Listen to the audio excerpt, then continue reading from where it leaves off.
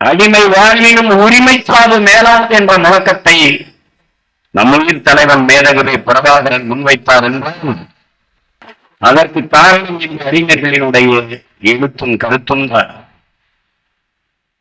உயிரினும் மேலான நமது உரிமை, உயிரை இழக்கலாம் உரிமையை இழக்கலாமா என்ற எழுச்சி மிகுந்த புரட்சி மிகுந்த விளக்கங்கள் முன்வைக்கப்பட்டது என்றும் அதற்கு காரணம் சற்றும் தளர்வின்றி தன் தத்துவத்தில் பின்னடையாக தொடர்ச்சியாக முன்வைத்த இந்த மதிப்பிற்குரிய முன்னோர்கள் என்ற பிள்ளைகள் குறிப்பாக ஈரோட்டு கிழக்கில போட்டியிடுகிறது. இது பெரியார் மண்ணல்ல, பெரியாரே மண்ணுதான் என்று உறக்க முழக்கமிட காரணம் இந்த முன்னோர்கள் வைத்த கருத்து வலிமைதான்.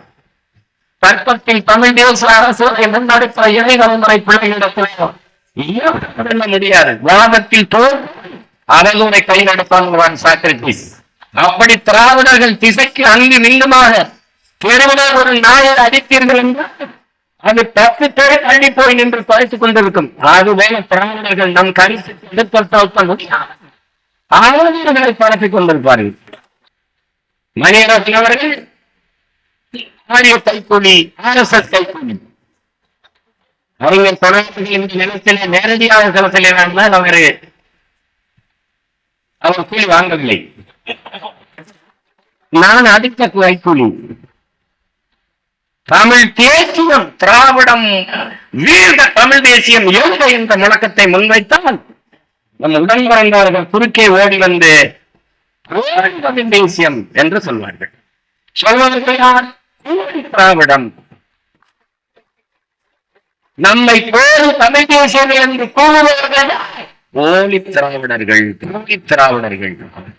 6 வருஷத்துக்கு 10 வருஷத்துக்கு முன்னாடி நமக்கு கற்பித்ததை மறந்துவிட்டு படித்த மாணவன் பாடத்தை மறக்கலாம், படிப்பித்த ஆசிரியர் மறந்து விடுவது வரலாற்றில் பெரும் கொடுமை.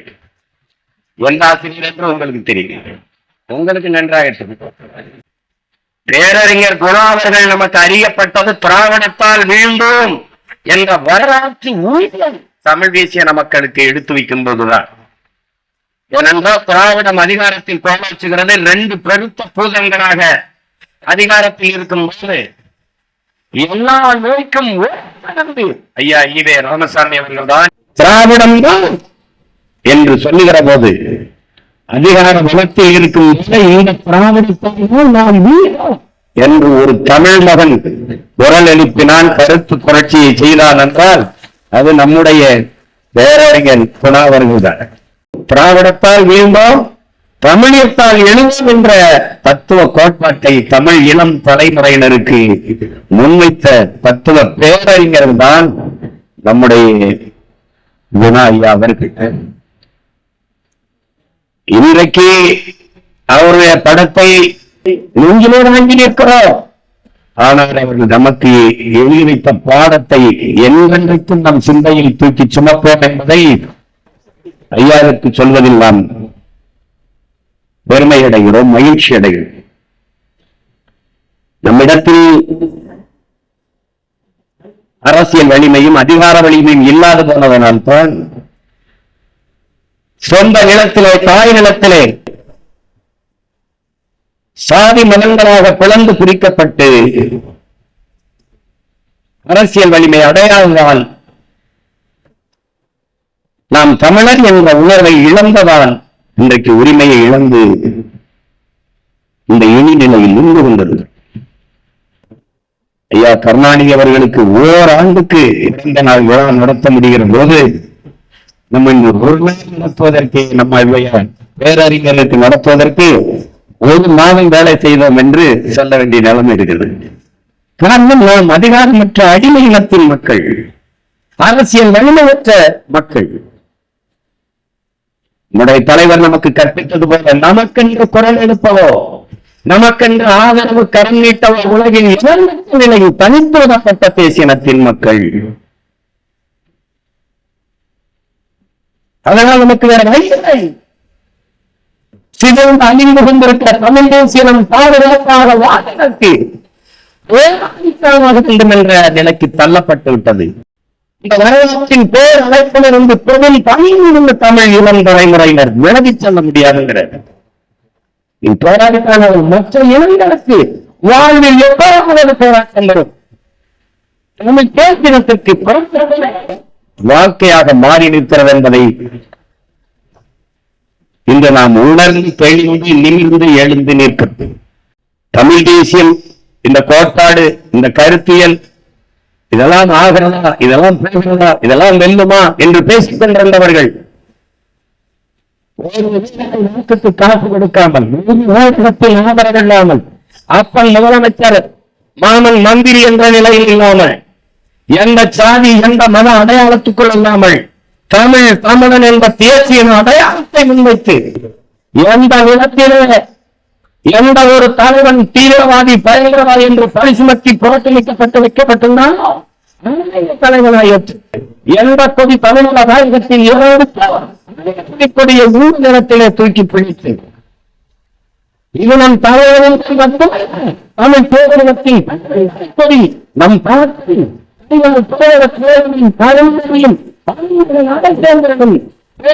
தூக்கி பிடித்த பரம்பரை கொடி ஈரக்கொடி என்று தூக்கி பிடித்து நான் தமிழக தேவையான அடையாளத்தை கட்சியின் பெயராக வைத்து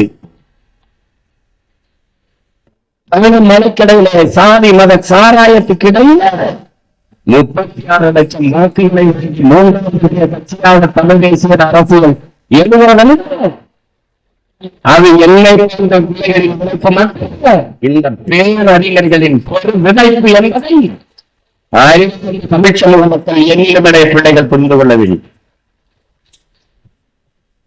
அவர்களின் விரலை பிடித்து நாம் நடந்து கொண்டிருக்கிறோம்.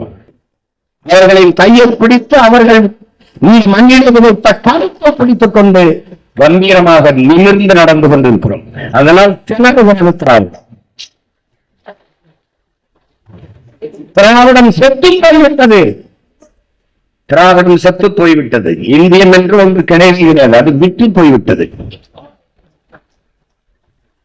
இன்றைக்கு பிரதமர் மூச்சுக்கு மூச்சு தற்சார்பு பொருளாதாரம் தற்சார்பு பொருளாதாரம் என்று பேசிக் கொண்டிருக்கிறார். 15 ஆண்டுகளாக நான் பேசும்போது பைத்தியக்காரன் என்று சிரித்துக் கொண்டிருந்தார்கள். இப்போது தற்சார்பு தற்சார்பு என்றார்கள். எல்லாவற்றையும் தனியார் மயம் தாராள மயம் ஊழல்மயம் என்ற நாட்டை ஒரு வர்த்தக மயமாக சந்தையாக மாற்றிவிட்டு எல்லாவற்றையும் தனியாருக்கு தாரை வார்த்து கொடுத்து விட்டு இப்போது தற்சார்பு பொருளாதாரம் என்று பேசிக் கொண்டிருக்கிறார்கள். கொஞ்ச நஞ்சம் இல்லை இந்த திராவிடம். நம்முடைய அறிவாசார் ஐயா ராமசாமி அவர்களுடைய எடுத்து படித்தார். அதில் மிகுந்த வழிவந்த சில செய்திகள் இருக்கிறது. படிப்பா தூக்கம் வருது. தமிழ் தமிழர் என்று பேசுவது இன எழுச்சிக்கு எதிரானது என்று பதிவு செய்தார். எந்த இன எழுச்சிக்கு? தமிழ் தமிழர் என்று பேசுவது இன என்றால் எந்த இனத்திற்கு எந்த இன எழுச்சிக்கு எதிராக? சமூக தொழிலாற்ற வருகிற ஒருவனுக்கு பாசாபிமானம், அதாவது மொழியபிமானம், தேசாபிமானம், இனாபிமானம் எதுவும் இருக்கக்கூடாது. சமூகம் மட்டும்தான் இருக்கு. மொழி இல்லை, தேசம் இல்லை, இனம் இல்லை என்றால் சமூகம் எங்கே இருக்கும்? இதில் எந்த சமூகத்துக்கு கொண்டாடுறது?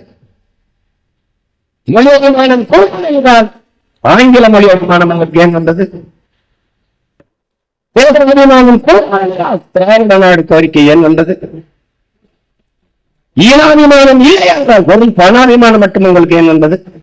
இந்த கேள்வி எவ்வளவு வந்தது? இந்த அறிஞர்களிடத்திலிருந்து எனக்கு வந்தது, என்னிடத்திலிருந்து உங்களுக்கு வந்தது. ஒரு நெல்லுதான் உடன் பிறந்தார்களே, ஒரு நாற்றுதான் உடன் பிறந்தார்களே. நட்டால் ஒரு நாற்றுத்தான்.